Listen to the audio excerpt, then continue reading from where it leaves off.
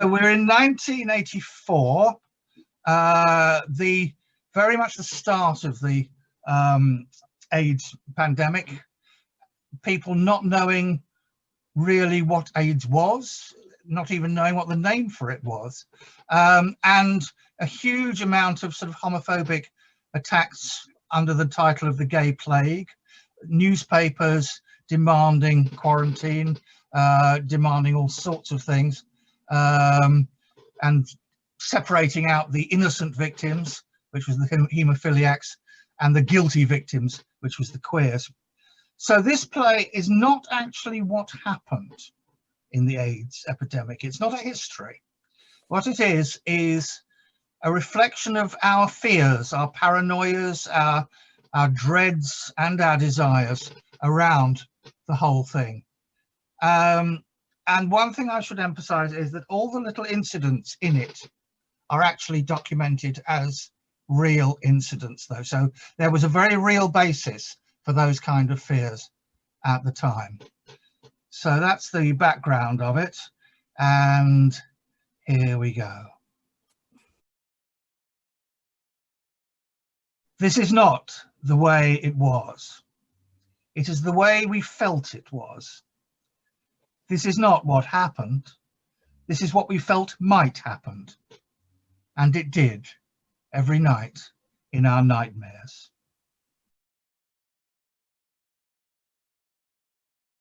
A harsh siren, a searchlight, a running figure caught in the searchlight, freezes. Name, age, address, names of all sexual contacts in the last 5 years, and their addresses too. Did you have any symptoms? I'm not sick. Name, age, address, names of all sexual contacts in the last 5 years, their addresses and their symptoms. You know my name and address. Ian Lucas. I filled out the forms in triplicate. How am I meant to remember everyone I've known? Every pick-up at a party, every chat-up in a bar. This was the 70s, remember? Sex and drugs and rock and roll is all my brain and body needs. Please try and remember. I told you I'm not sick. Your test was positive. Impossible. What is this? I came to get a checkup like everyone must. I filled out all the forms. You take the blood, you make me wait, and now some voice is talking to me, asking the impossible. Come and talk face to face. The liquid turned red. Positive. You have HTLV3. And now you must be kept apart from others who are healthy to protect the general public from AIDS. I'm not going there. You must obey the law. All those in contact with the virus must agree to seek treatment at the treatment centre on the Isle of Man. Queer Island? I'm not going. I can't have it. I'm not gay.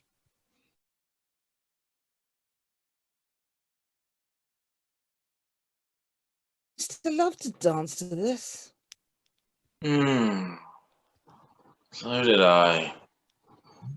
Remember at heaven? There'd be hundreds on the floor. Those were the days.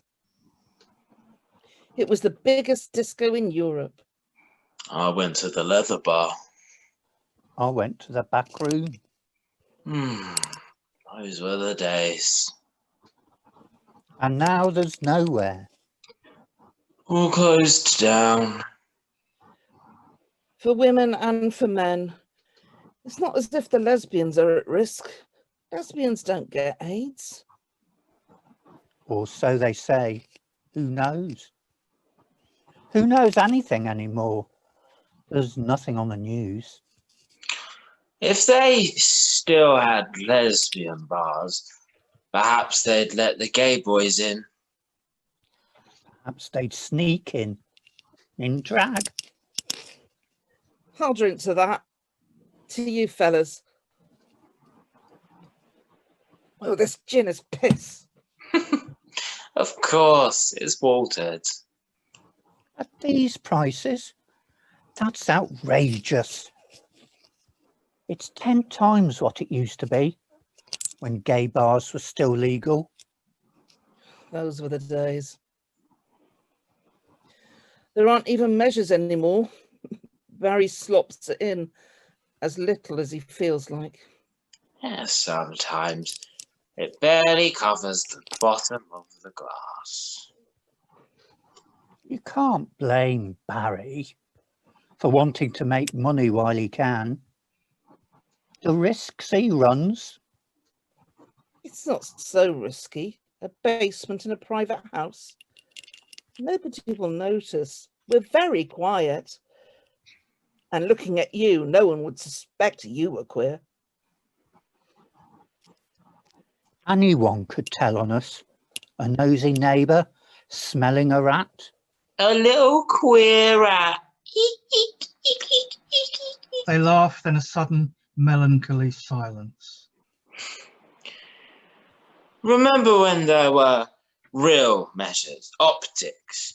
You always got the same amount by law. Those were the days. You could see A girl. a guy across the room. You could ask them for a dance. You could buy them a drink. You could spin them a line. What's a nice girl like you doing in a place like this? Hey, do you come here often? Has anyone told you ever you have beautiful eyes? Those Those were were the days. days. All gone now. All shut down. There is a siren in the distance. Is that coming this way? I can't tell. I think it's going into the square. The siren gets louder. It's getting closer. It won't be coming here. No one knows about us. We've been very discreet. The door is locked. The blinds are drawn. There's nothing to show from outside. The siren is now very loud indeed. Hey, Barry, we've got to get out of here. But there's a little window in the toilet. We could go over the garden wall. You'd never get your fat ass through the window. Bitch. Barry, let us out of here. It's a raid. Where is the man? Pretend it's just a private party. I'll be your wife if anyone asks. Oh, yes, dear. Homosexual? What? The door bursts open and a policeman in full biological suit, wearing rubber gloves with a machine gun, stands in the doorway. The scene freezes.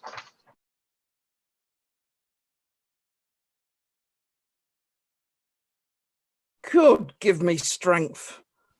There's not much longer. I have to ask you again, names of your sexual contacts. Fuck you. I'm an oar. You think I asked their names? You think they'd tell me? You're going to intensive care in the Isle of Man. Man? Ha! It was men who got me here. Could have been any of them. Names. In any case, I don't care. I'll die before I get there. Your condition is not far advanced. What do you know? Do you know how long I've lived with this? Do you know how long I've kept it hidden? Passing out in toilets, throat like sandpaper. People cross the street because they know you've got it and won't breathe the same air.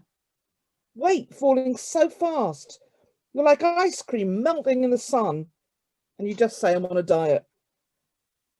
Well, now I'm dying, and you can't stop me. Sexual contacts in the last 10 years. I'll cheat you yet.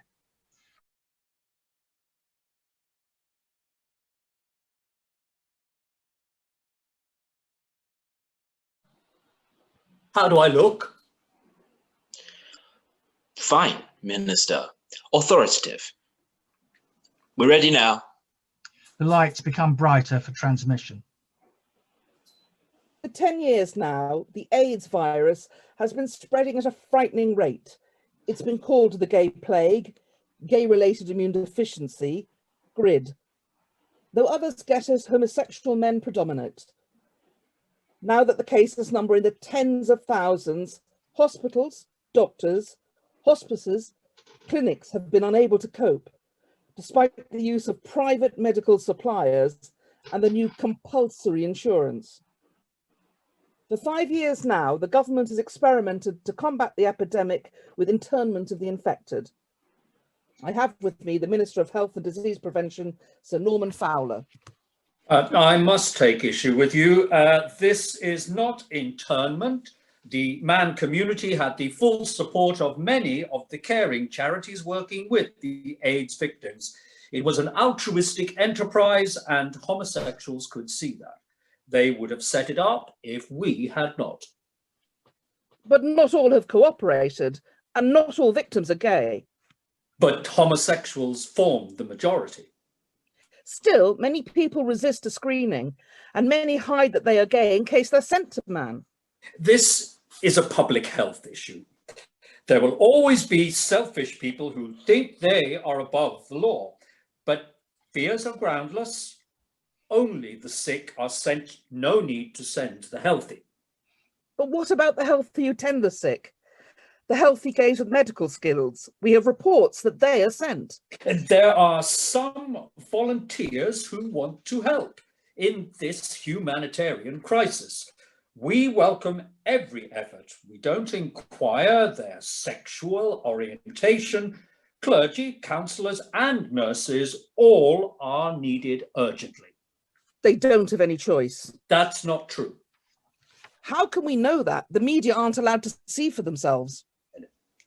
Surely you can see, Vita, that we must preserve the privacy of the infected victims. We're very strict about data protection, and rightly so. So what is life like there?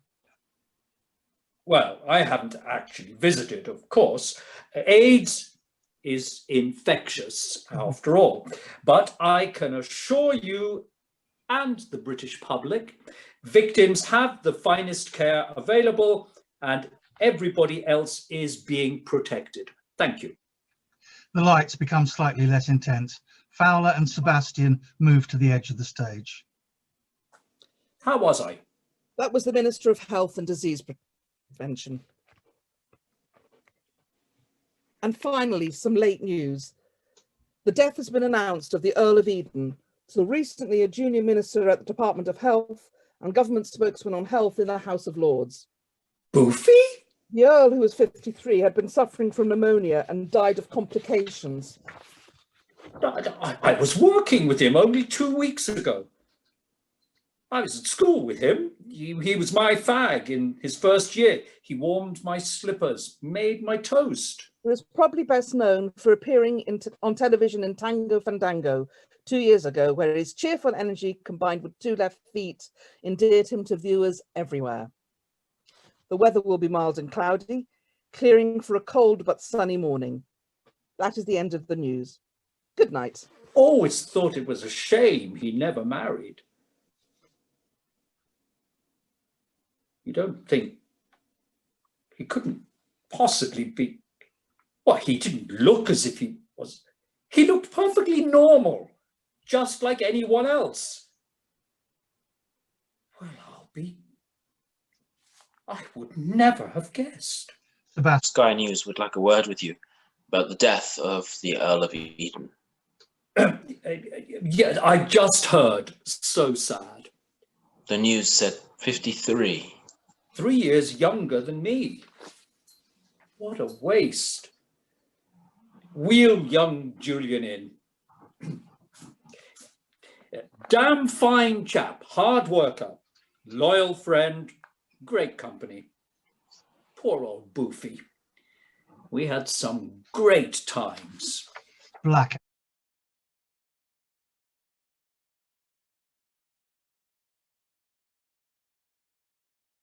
How long have you concealed this? I don't know. 3 months, perhaps. Can I have some dope now? We do not supply intravenous drugs. They promised me if I came in and told about the others that I knew, I could shoot up for free. They told you wrong. I gave you all the names of my friends, addresses where I had them for those not on the streets. What about your sexual partners? You think I have sex with a face like this? You needed money for drugs. No. Any money from anyone. There's people just don't care. No. We'll make you take a lie detector test. Do it. What the fuck do I care? Just let me have a hit. I hurt so much. The receptionist will find someone to take you. Officially, we don't supply methadone. But it's a well-known secret. And afterwards, you will come back. You will come back to tell us more.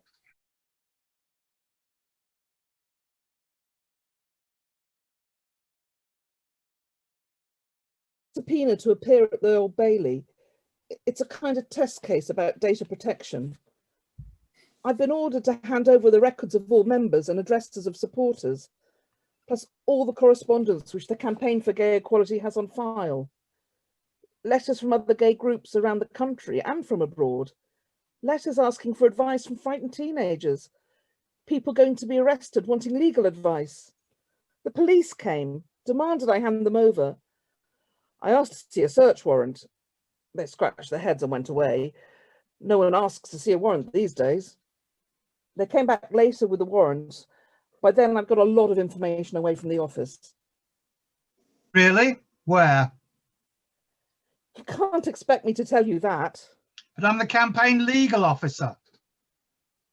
That's precisely why my lips are sealed. You're fatally respectful of the law. They'd whistle and you'd have to run. So now they're hauling me to court. If you don't trust me, how can I help? I need advice. I don't want anyone with me in case they trump up charges of abetting or maybe a conspiracy. I'll defend myself okay, but the law has got me all confused. We're meant to have our privacy protected.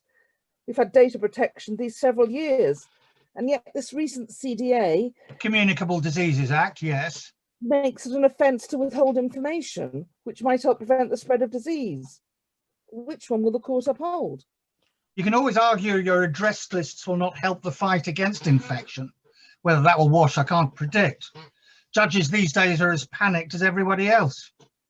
The government could argue it needs to know the people most at risk, the people to be tested, the people that they need to check, whether they have been tested. A question of management, a question of priorities. Of course, we'd love to recognise your civil liberties, but this is an emergency, a national emergency. Nick, sometimes you're terrifying. No chance then. Not a snowball's chance in hell, not with the Daily Mail on their backs demanding that we're all locked up. For our own protection. Yeah. So you hear that? Perhaps it's someone else. Perhaps it's not. Let's go to court next week. It can't be us. Perhaps they prefer not to wait. Perhaps they don't want the publicity. Perhaps it's out of sight, out of mind.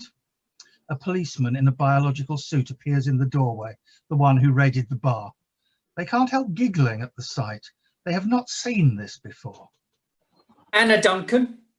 Anna Matilda Duncan? Matilda! Stop. This is serious. You look ridiculous. Out of some crappy sci-fi B movie. Anna Matilda Duncan, you are under arrest for concealing the whereabouts of infected persons. I don't know any infected persons. Oh, really? None that haven't been rounded up for treatment already. Darling, how many members do you have? About 10,000. And don't you darling me. And do you seriously think, darling, not 1 in 10,000 has been infected? Not one. And we'll find him, or her, or them. Now testing is compulsory. He starts looking through the filing cabinet. There's no use looking there. There's nothing in it. I am Miss Duncan's solicitor and a UN human rights observer. Where are you taking her? Your name? Your ID card? Nick Have you been Sheringham? tested? Nick Sheringham, and yes, I have. Where are you taking her? I think I'd better take you in as well. For what? Conspiracy to obstruct the prevention of disease, a very serious crime under the Contagious Diseases Act.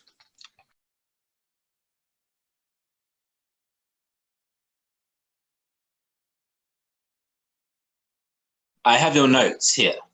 I won't need notes. I'll keep it simple and direct. Look them in the eye. Now, you stand by the director and tell them when to cut. Yes, Minister. The lights brighten for broadcasting. Good evening. My name is Norman Fowler, broadcasting on the national TV channel on behalf of the national government. There's been a great deal of nonsense talked about safe sex. People seem to think they can protect themselves, have fewer partners, have healthy partners, don't sleep with Americans. That's what they say. The permissive voices, the irresponsible voices. Let us be quite clear. There is no such thing as safe sex, except within the stable, loving bond of marriage, man and woman. The government believes in Victorian values: procreation of children, responsibility, self-control. Just say no. It's as simple as that. Whether you're a teenage girl who might get pregnant, or a young boy approached by an older man and offered glamour and excitement. Oscar Wilde said, "I can resist everything except temptation." And we all know what happened to Oscar Wilde. Let that be an awful warning to you. Just say no. How was that, Sebastian? Very strong, Minister. You left the viewer in no doubt at all. Are you all right, Sebastian? You look a little tired. You've been overworking. Now, get away for the weekend. Brighton or somewhere. Fresh air will do you good. I was thinking of Amsterdam. See the Rembrandts. Excellent.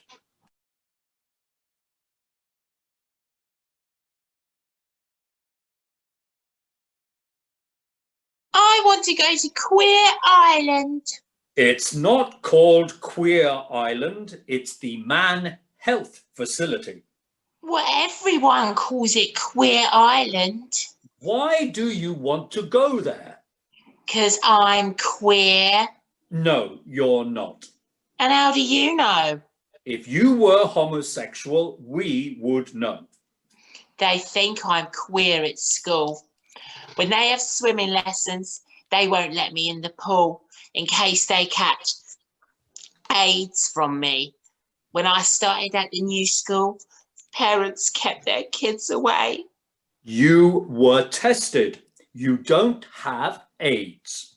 My mum has AIDS. She took drugs. And now she's being treated. I miss my mum. I want to go to Queer Island. We don't want you to be at risk. You could catch something there. We don't think she can cope with you. She allowed herself to be infected. She can't be a good mother. There's thousands of homosexuals you could be exposed to. Brutalization. You have a nice new Christian foster mum. I want my real mum.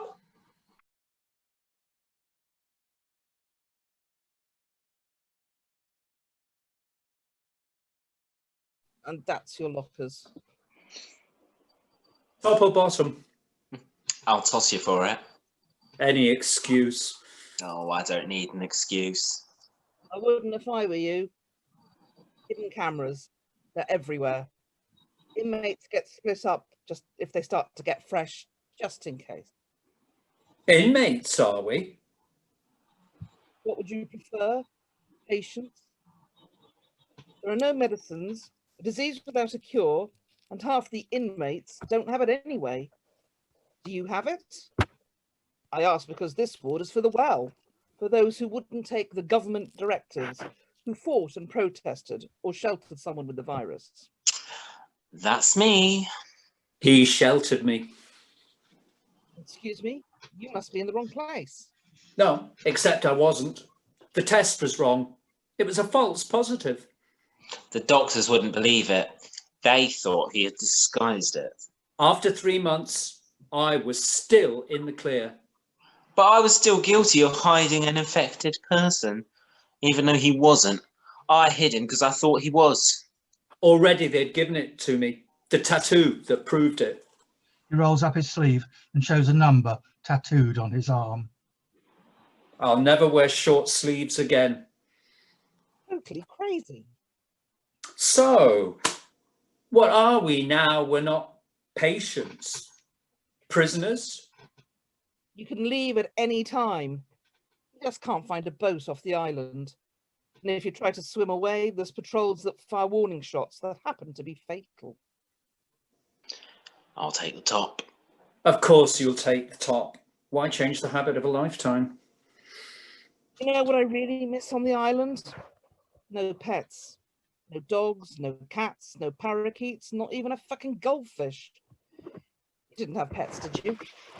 No, David has allergies. Oh yeah, blame it on me.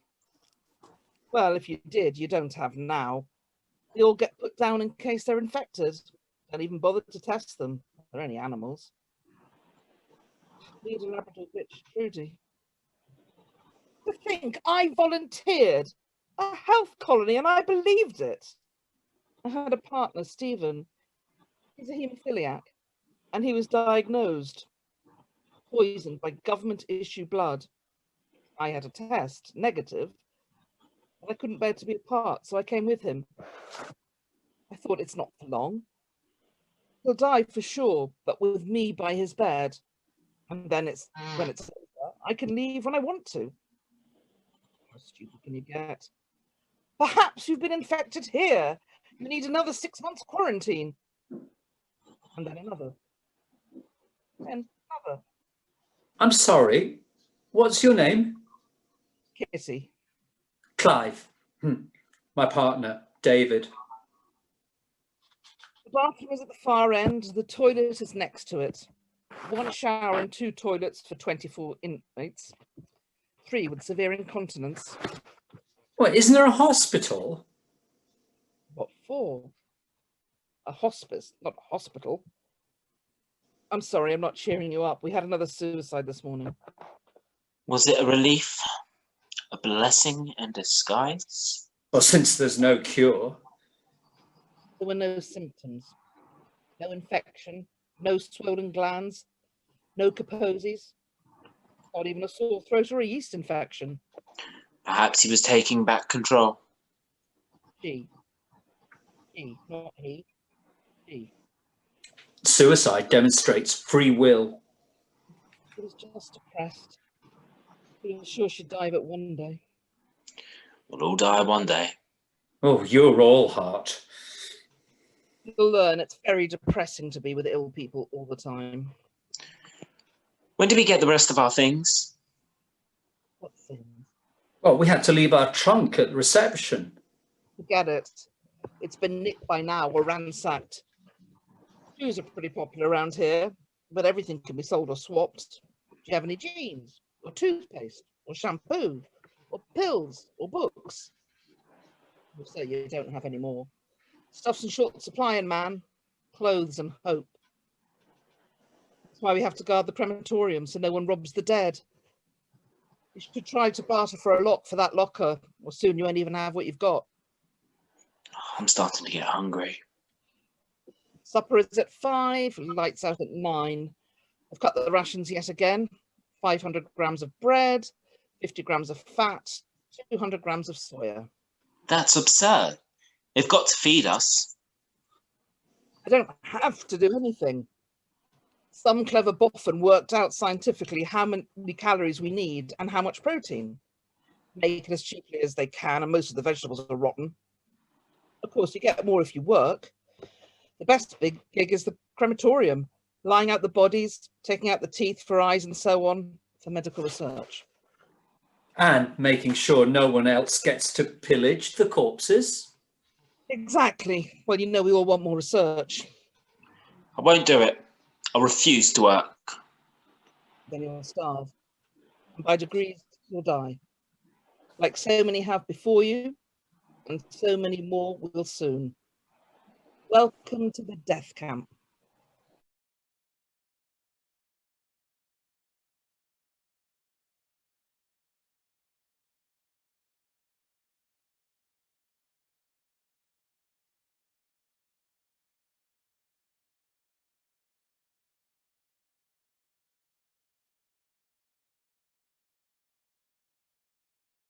I want to go to the treatment centre. Calm down. We're arranging it for you. But how long will it take? I can't stand this hospital anymore. Everyone in masks and gloves whenever they come near me. You are infectious. It's simple health and safety. But I'm a human being. Everyone behaves as if I didn't count. I have feelings too. This loneliness is killing me. Even the porters won't come near me. They leave my meals outside the door, then knock and run away. They're afraid. You can't blame them. This is a hospital. They should know better. The cleaning staff will only clean my room in biological suits and masks. They're made with asbestos, for fuck's sake. No need for language. They're for nuclear fallout, not a virus. They use them when there's a plague. Oh, yes. I was forgetting. This is the gay plague. I thought when I came in there'd be some respite from all the headlines. Gay plague threatens babies. My son's gay plague agony. Gay plague spreads innocent victims. But of course, I'm one of the guilty ones. I'm gay and I deserve to die. And thanks to my tattoo, everyone can know. Of course you don't. No one does. Tell that to the lads who daubed the words in front of my door, AIDS and puff, in blood red letters 2 feet high. Tell that to the mob that came and smashed my windows, that would have done me over till I pointed out they'd spill my blood, then I'd give AIDS to them. They couldn't cope with that. Stop dwelling on the past. You'll have a new life soon in the Isle of Man. You call it isolation. I couldn't feel more isolated than I am now. And I'll be with my own kind. You will, as soon as your papers come through. Oh, I will be able to take my dog, won't I? Of course you will.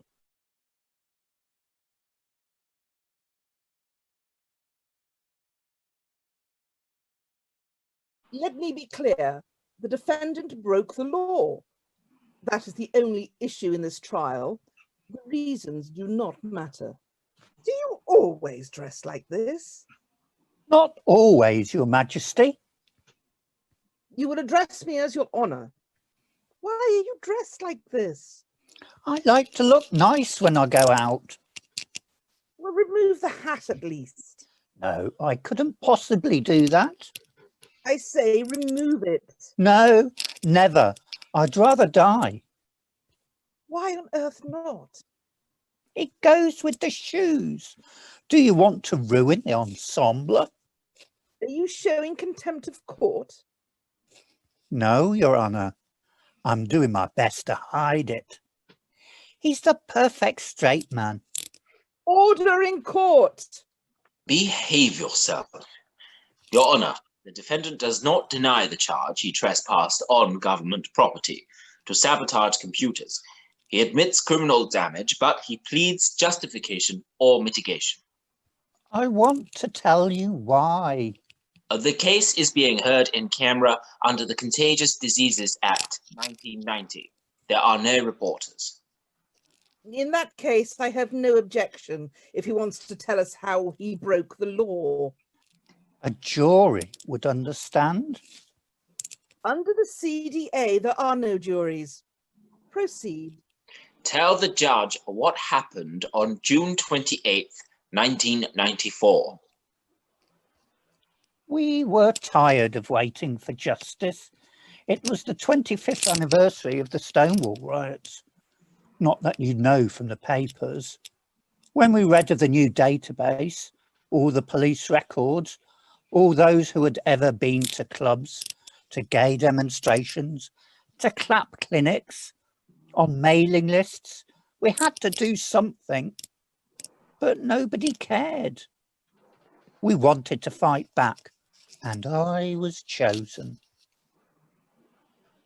We knew where it was held, the database. In Newcastle, at the Ministry of Health and Disease Prevention. All we needed was the codes to get into the building and to the computer room. And a sympathetic night guard. I dressed as a painter with caustic soda in a paint pot. The rest, you know. They couldn't arrest me before I had destroyed at least half the files they had. Maybe they have copies somewhere else, but it was a symbolic protest against systematic persecution of lesbians and gays and of PWAs. The access to the codes was top secret, restricted to most senior personnel. You still refuse to name your accomplices? I do. You can torture me if you like. Mr. Feather, the British state does not torture people. Ha! The defence was not suggesting that it did. You only abuse the sick. In view of the testimony of the defendant, I find him guilty. He is sentenced to preventative detention on the Isle of Man. Indefinitely. My lord, there is no evidence of infection. And your point is? He's clearly a threat to the security of the state. Fascism is more contagious than any disease. At least we've got the story on the record. The defendant's testimony will be stricken from the record. Take him down.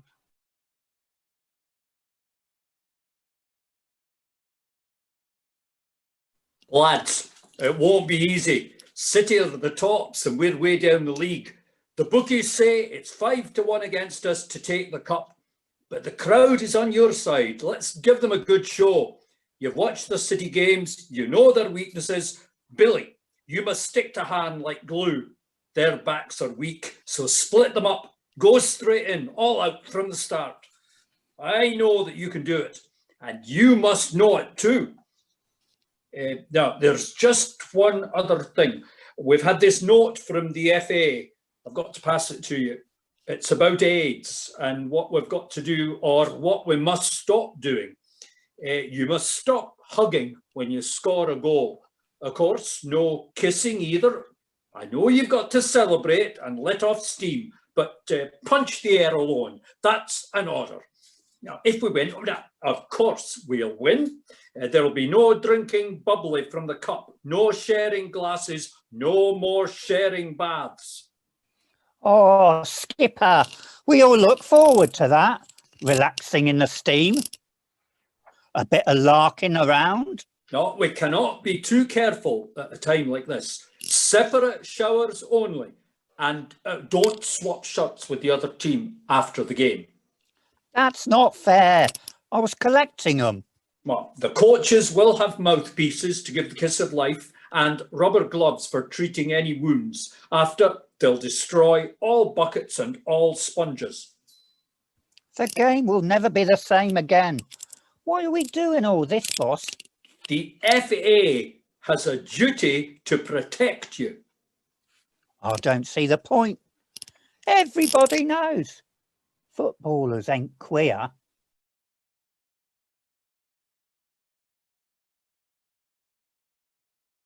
There's planes fly over all the time. One of them must see us if we can get the fire going. I hope this works.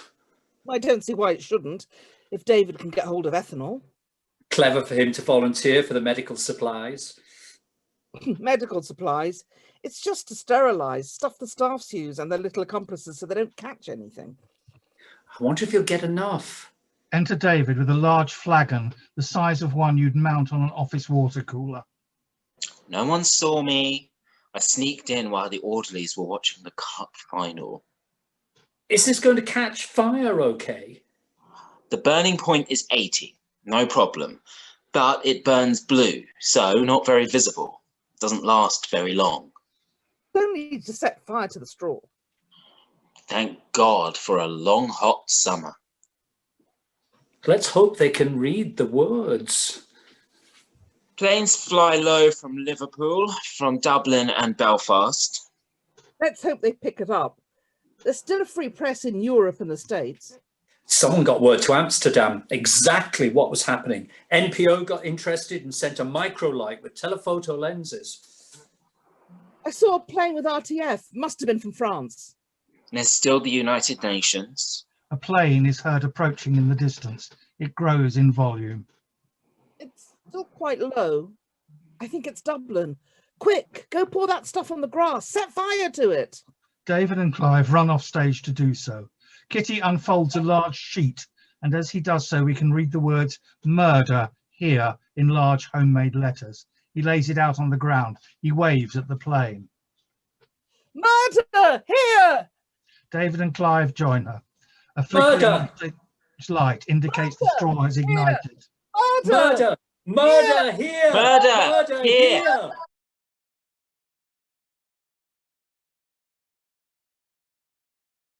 Well, we did it, mate. Got you to the end, and nobody found out. Maybe we were lucky. We didn't realise till later that you had AIDS. 2 short months to live with you dying. I'm so glad I stayed with you. I'm so glad I shared with you. I never knew how much I loved you until I knew it could not last. Holding you in my arms, listening to your rasp of breath. You weighed nothing. When I lifted you to the loo, turned you over in the bed, washed your bed sores, wiped your ass, changed the sheets. When you were in pain, I massaged you with oils, tea tree for the skin, and emu oil for your poor joints. You were in so much pain. And all we had was aspirin. At first, I wanted you to seek some treatment. But no, you said. Dying is private. There is no cure. There is no real help. This is just between us. And you were right. I only wish you would let me kiss you. Lying there beside you at the end. You didn't fight. You said yes to death, as you said yes to life. You thought of Krishna, Lord of both.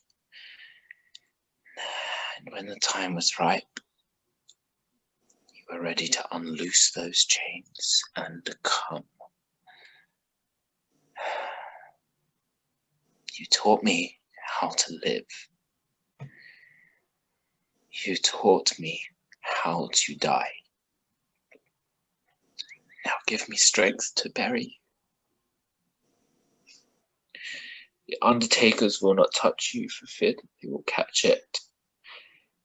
They'll cremate you on your own at the end of the day, in case you spread disease to the other corpses. He tenderly takes the body and tries to carry or drag it off. We don't know what he is intending to do with it. Dump it in a river, bury it in a wood, feed it to animals. He is not thinking clearly. He is weak. The lights change and he is suddenly in the harsh spotlight. We'll take care of that. You're not strong enough. You don't know what to do. You can take me now. I don't care. I don't regret any of it. I'm proud of what I did, what we did. I'm proud of being gay, and I'm proud of our love. Of course, you will have to go to the treatment centre. You think I give a flying fuck what happens now? We'll deal with the deceased. Are you the next of kin? His family disowned him. I was all he had left. Has there been Laurie in Islington? Another stiff on Hemmingford Estate? Gary's not a stiff. He was a person, is a person still, living in my mind. Treat him with respect. Make sure he's buried on consecrated ground. That will not be happening. Cremation only, and covering with quicklime after, in a communal pit. There are too many now. But he must have consecrated ground. He was a priest.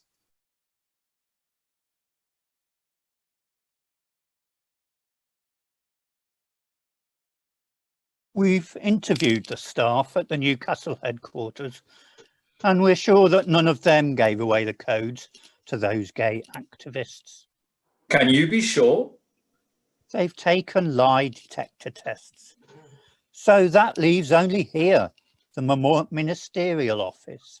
Well, I have the codes, of course. They're locked up in my safe. And who has access to your safe?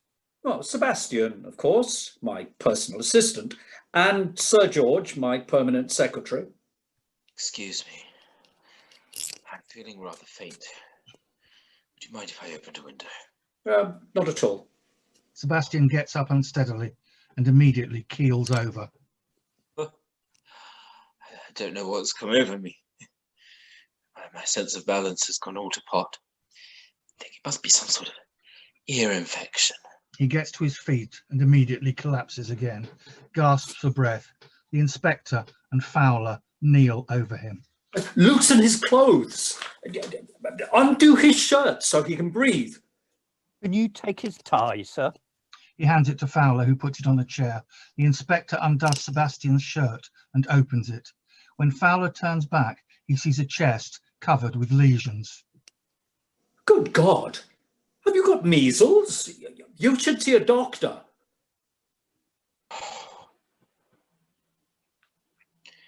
I have seen a doctor. I've seen several doctors.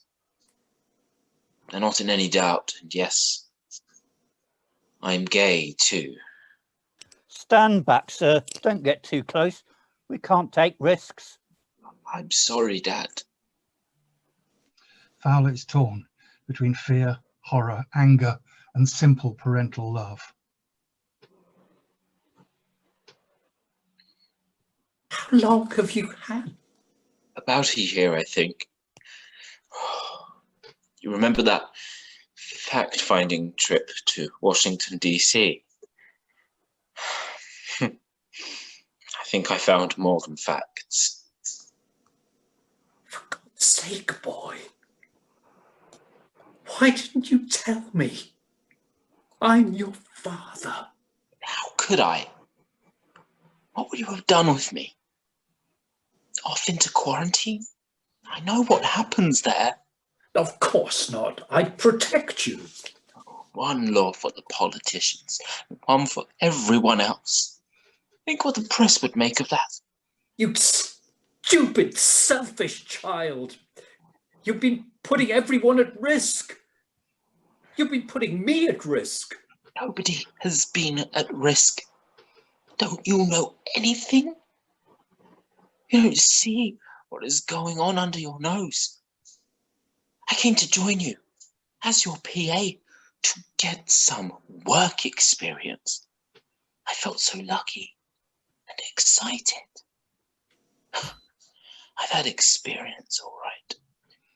Groping, pinching, stroking, hand on the thigh, hand down the trousers from your esteemed colleagues.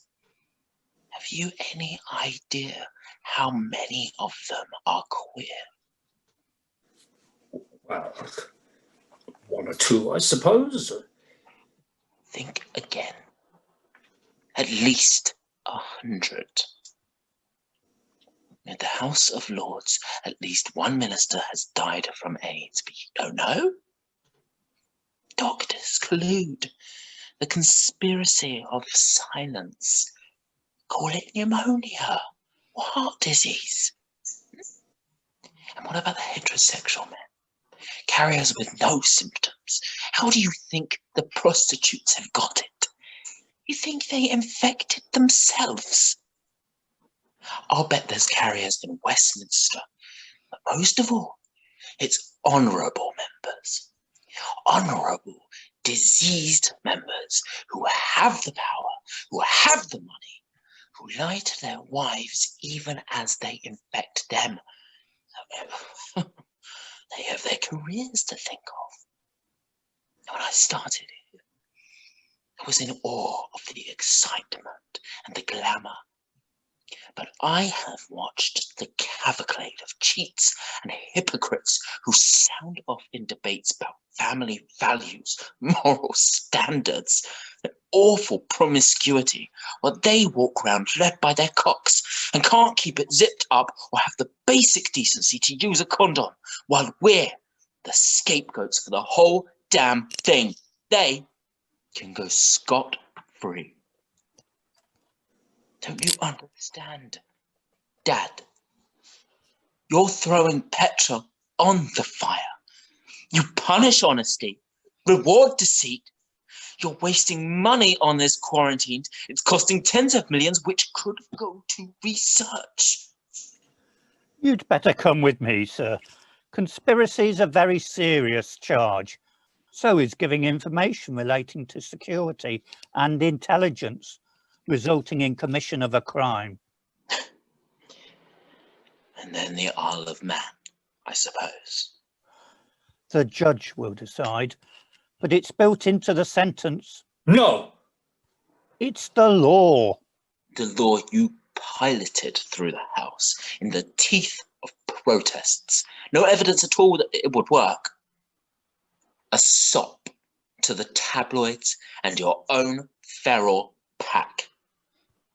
You have brought us all to this, Dad. What must I do? Change. To change the world, first you must change yourself. He puts out his hand for help in getting up. Fowler overcomes his instinctive fear and pulls him up. They hug closely. Blackout.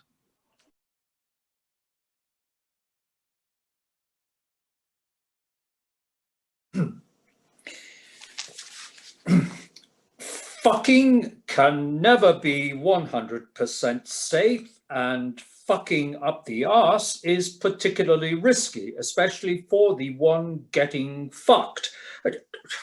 I can't say this, I'm a government minister.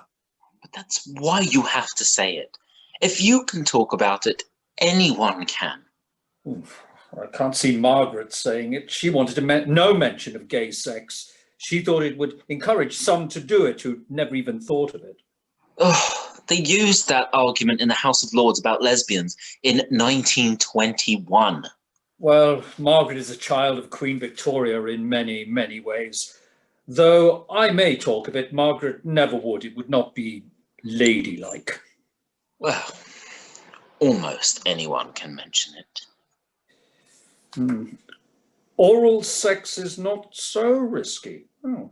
Funny how I used to think oral sex was whispering obscenities and taking someone's cock in your mouth. Do men really do this? Women too. Well, how many men? All the gay men I know. Never knew any of this. Well, now you do. The lights brighten, cameras are ready. Sebastian straightens his father's tie. Good luck. No, you need it more. I would like to thank the BBC for giving me this opportunity to say something deeply felt. Though I am a government minister, this is not a government announcement. There have been too many of those in recent years, all based on ignorance. And I was as ignorant as any. Now, I want to introduce you to someone very close and dear to me. I love him more than anyone in the world, since my wife died of cancer. His name is Sebastian. He is my son. And he has AIDS. He beckons Sebastian on. They hug intensely. Fowler ruffles his hair and kisses him on the neck. There is, as yet, no cure for AIDS, although I have tripled the budget for research. But you can minimize your chances of being infected by HTLV3 by having protected sex if you want to fuck.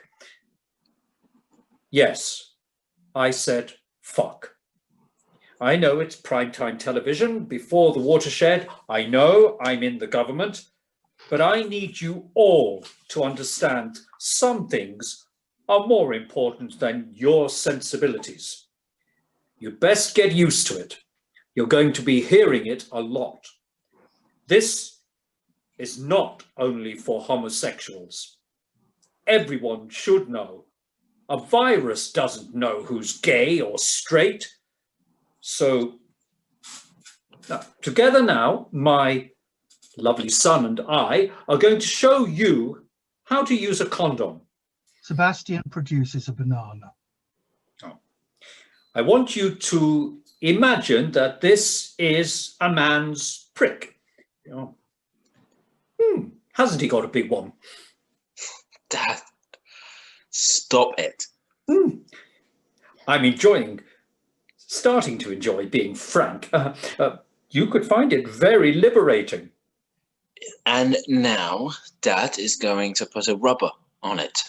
Condom, rubber, Johnny, sheath, French letter. He produces a condom. He tries to tear it with difficulty, ends up opening it with his teeth. Oh, don't worry, it will get a lot easier with practice. He takes the condom out. Always pinch the end, expel the air, and roll it gently down the shaft until it covers the cock completely. Of course, you can do it together with your partner. And if you have any queries, ring the new NHS AIDS helpline, which is opening after this broadcast and will be a 24-hour service from now on and indefinitely. And if you're thinking of complaining to the BBC about this broadcast, you can bugger off. Yes, bugger off. Black.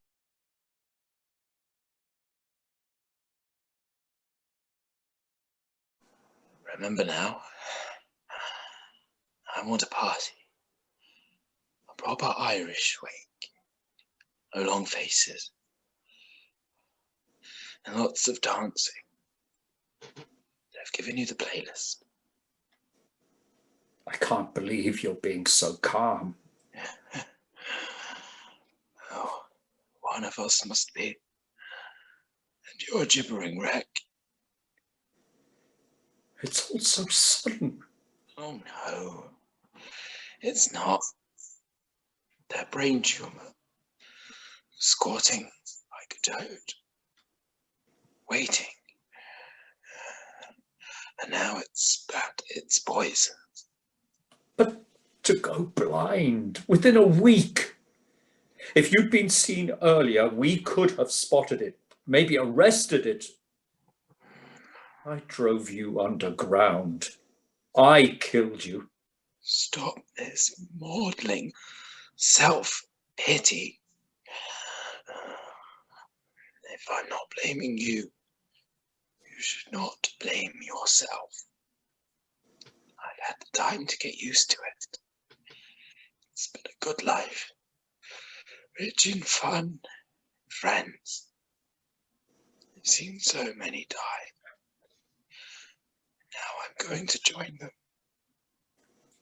Not long now. Get used to it.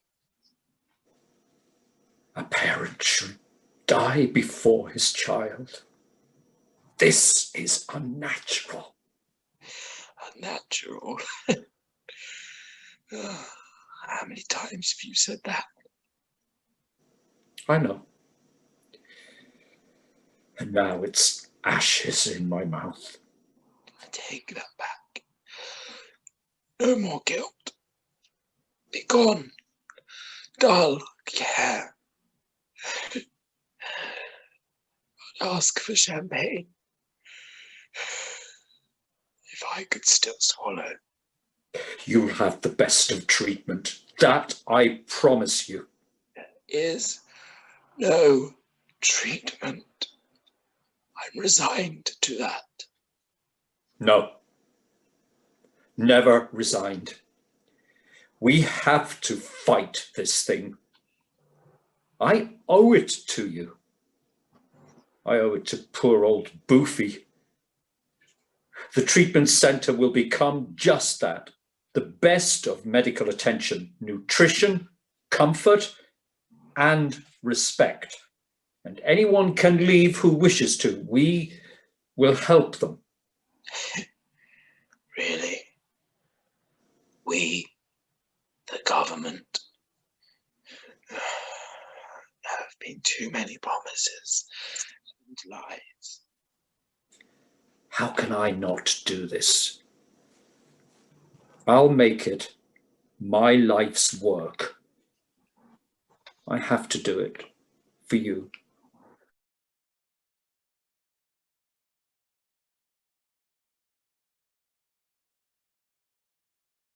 The ferry's coming. It's been a constant to and fro all week, and there's still more to rehabilitate. It will be strange to go home. If we can still call it home. All the people who spat at us, who shouted for us to be put away, who painted puff and AIDS on our front doors.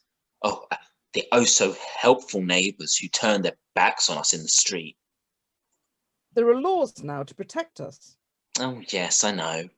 And grants to compensate us. I know people whose houses were burnt down by mobs with flaming torches. Do you think they're going to change because the government tells them to? They will change in time. And more will die in time. There is no magic wand. We must have time. A split stage. Fowler enters with a scientist. They study a printout. As you could see, this chart shows that when the drug is given to rats, it inhibits the enzyme reverse transcriptase. In English, please. It appears to stabilise the T cells. Which helps the other white blood cells to boost immunity. Correct. The upshot is the rats that took the drug, on average, live some months more than other rats with the infection. Yeah, but still they died. Yes, but it's a start, perhaps in combination with other drugs. What is this drug called? Cidovidine. It was intended to prevent mothers passing viruses to babies. At the moment, it's the best we have. And in time... There is no time. My son is dead. We have no time. We have no time. At the moment, time is all we have. We have wasted so much time. We have waited far too long. So many died who didn't have to, for apathy and bigotry and ignorance and fear. We need time. Trust in us. Trust in science. No, trust ourselves to make connections. To work together To help each other, for the sake of the dead. to organise ourselves, To tell the truth. To calm the fears. By being ourselves. To calm the fears. To find a cure, we need time. Though there is no time, we yet need time. time. Time. Time. Time.